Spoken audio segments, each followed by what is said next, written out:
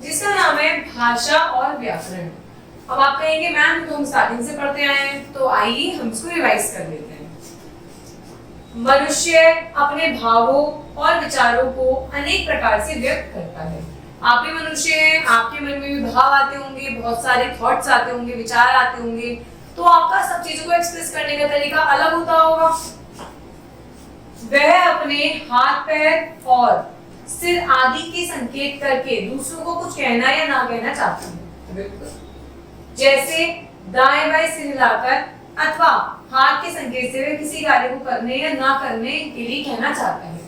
कई बार हम कहते हैं हाँ, कई बार हम कहते हैं ना, कई बार हम कहते हैं ना, कई बार हम कहते हैं हाँ। तो इस तरीके से हम हाथों के मूवमेंट से, गर्दन के मूवमेंट से क्या बताते हैं कि हमें वो काम करना है या हमें वो काम नहीं करना। यही भाषा हमारे मन के भावों को प्रकट करने के लिए सबसे अच्छा साधन है। जब हम सेंटेंसेस बना के बात करने लगते हैं तो उसे आप क्या कहने लगते हो बेटा? भाषा कहने लगते हो। भाषा शब्द भाष धातु और टा प्रत्यय के संयोग से बना है, जिसका क्या अर्थ है बेटा? कहना अथवा सार्थक वाणी। सार्थक वाणी मतलब जिसका कोई अर्थ निकलता हो। भाषा में वह शक्ति है जिससे हम अपने विचारों को दूसरे के लिए सरलता से प्रकट कर सकते हैं। भाई जब कोई छोटा बच्चा होता है, जब उसे धीरे धीरे भाषा का ज्ञान होता है, वो हमारी भाषा को सुनता है, तभी तो वो धीरे धीरे अपनी बातों को अपने आप अच्छे से प्रकट कर पाता है, वरना उससे पहले तो हम उसके इशारों से उसकी भाषा को समझते हैं। कभी कभी अपनी बात को संकेतों के द्वारा भी प्रकट किया जाता है, जैसे रेलवे गार्ड द्वारा ड्राइवर को हरी झंडी दिखाकर चलने का इशारा करना। भाई जो रेलवे गार्ड है, रेलगाड़ी को चलने के लिए चिल्लाएगा थोड़ी, क्योंकि उसके पास तो जाएगी नहीं, तो वो संकेत से भी अपना काम करना जानता है। इसी प्रकार क्रिकेट के मैदान में एम्पायर द्वारा उंगली उठाकर खिलाड़ियों को आउट घोषित करता है। भाई वो चिल्लाएगा तो नहीं समझ आ पाएगा, जब वो अपने हाथों से एक्शन करेगा तो खिलाड़ी समझ जाएंगे कि वो आउट हो चुके हैं। अतः हम कह सकते हैं कि शब्दों के माध्यम से अपने विचारों एवं भावों के आदान प्रदान को हम क्या कहते हैं बेटा? भाषा कहते हैं। अब प्रॉपर भाषा की परिभाषा क्या होगी?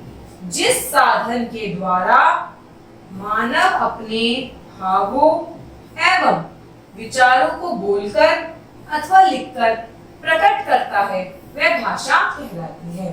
इन टोटल बात यह है कि हम अपने मन के विचारों को, भावों को जिस साधन के द्वारा प्रकट करते हैं उसे हम क्या कहते हैं बेटा?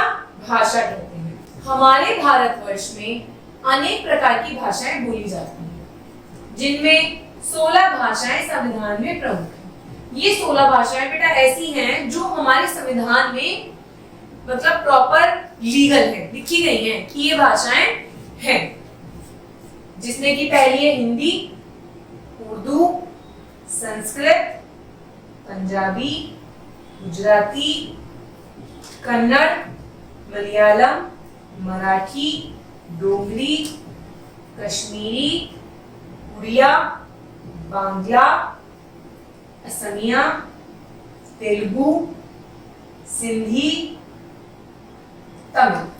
तो ये टोटल 16 भाषाएं हैं। 14 सितंबर 1949 को भारत की राष्ट्रभाषा हिंदी कि भारत में राष्ट्रभाषा हिंदी है वो घोषित की गई थी। और ये जो हिंदी भाषा है इसका विश्व में कौन सा स्थान है? तीसरा स्थान है। मतलब जो विश्व में सबसे ज्यादा बोलने वाली भाषा है तो उसमें हमारी जो भारत की भाषा हिंदी है उसका तीसरा स्थान आता है। अब पढ़ते हैं बेटा भाषा के भेद। भाषा के मुख्यतः बेटा 3 भेद होते हैं: मौखिक भाषा, लिखित भाषा, सांकेतिक भाषा। मौखिक भाषा क्या होती है? जिस भाषा के द्वारा हम अपने विचार अथवा भाव प्रकट करते हैं वह मौखिक भाषा कहलाती है। कक्षा में अध्यापक द्वारा छात्रों को पढ़ाने के लिए मुख्यतः इस भाषा का प्रयोग किया जाता है।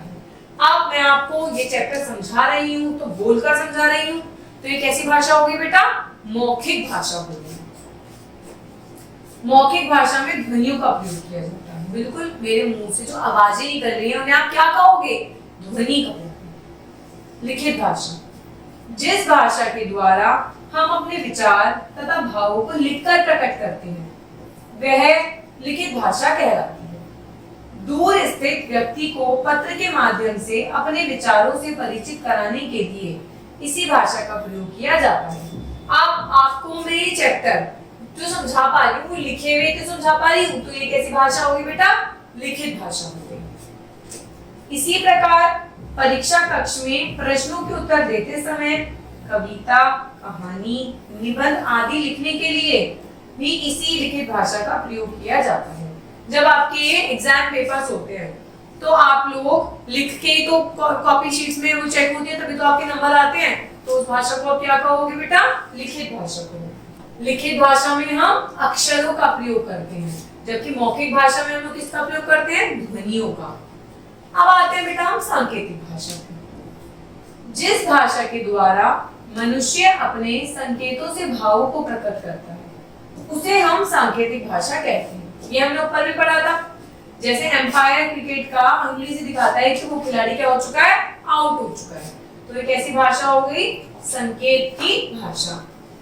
अब तक हमने पढ़े भाषा। अब हम पढ़ते हैं बोली क्या होती है। अपने क्षेत्र में बोले जाने वाली स्थानीय भाषा के रूप को हम उस क्षेत्र की बोली के नाम से जानते हैं।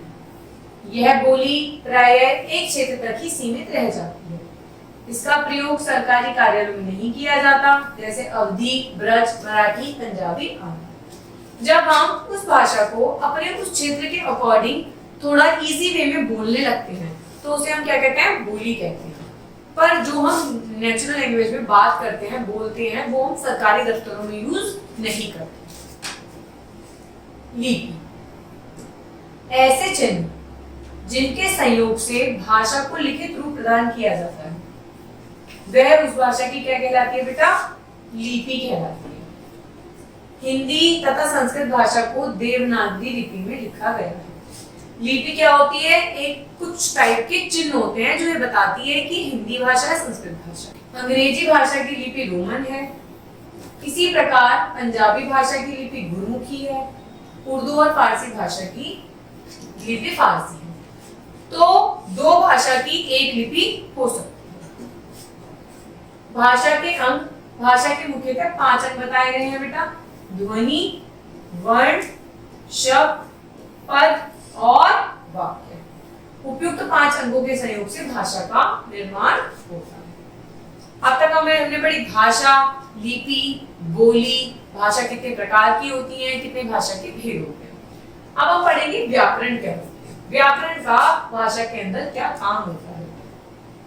भाषा संबंधी त्रुटियों का पता लगाने तथा उसे शुद्ध रूप में लिखने अथवा बोलने के लिए व्याकरण का ही बोध होना परमावश्यक होता है। व्याकरण को यदि किसी भाषा की आत्मा कहा जाए तो यह कोई अतिशयोक्ति नहीं होगी। हम भाषा को सही तरीके से लिख रहे हैं या नहीं लिख रहे हैं, ये हमें व्याकरण बताती है। व्याकरण के क्या अंदर क्या होता है? नियमों का संग्रह होता है। और व्याकरण किसी भी भाषा की क्या कही जाती है? आत्मा कही जाती है। मतलब मेन जो बेस होता है वो होता है व्याकरण। व्याकरण उस शास्त्र को कहते हैं जिसमें किसी भाषा के शुद्ध रूप का बोध कराने वाले नियम बताए जाते हैं। मैंने आपको बताया व्याकरण के अंदर क्या आता है बेटा? नियम आते हैं। व्याकरण के मुख्यतः बेटा 3 प्रकार होते हैं। वर्ण विचार, शब्द विचार, वाक्य विचार। इनका वर्णन हम अलग अलग अध्यायों में करेंगे। आगे इन तीनों के ऊपर अलग अलग अध्याय दिए गए हैं जिनको हम आगे जाके पढ़ेंगे। अब पढ़ते हैं भाषा में और व्याकरण के अंदर क्या संबंध होता है। शुद्ध एवं प्रभावी भाषा का अपना विशेष महत्व होता है। अशुद्ध एवं विकृत होने पर तो भाषा का अर्थ ही बदल जाया करता है। जैसे आसन का आसन, ग्रह का ग्रह आदि। यदि हम भाषा को शुद्ध तरीके से यूज करेंगे तो उसका अर्थ अलग होगा, और उसको अशुद्धताई में आ जाएगी तो भाषा का अर्थ चेंज हो जाएगा पूरा। भाषा को शुद्ध तथा सुसंस्कृत बनाए रखने के लिए हमें उसके व्याकरण का ज्ञान होना आवश्यक है। व्याकरण के द्वारा ही हम शुद्ध बोलना और लिखना सीखते हैं। यदि व्याकरण ना हो, व्याकरण के नियम हमारे पास ना हो, तो हम भाषा को उतना शुद्ध तरीके से नहीं लिख सकते जितना हम व्याकरण के साथ लिख सकते हैं। इसलिए हम व्याकरण को भाषा की आत्मा के रूप में जानते हैं। Thank you.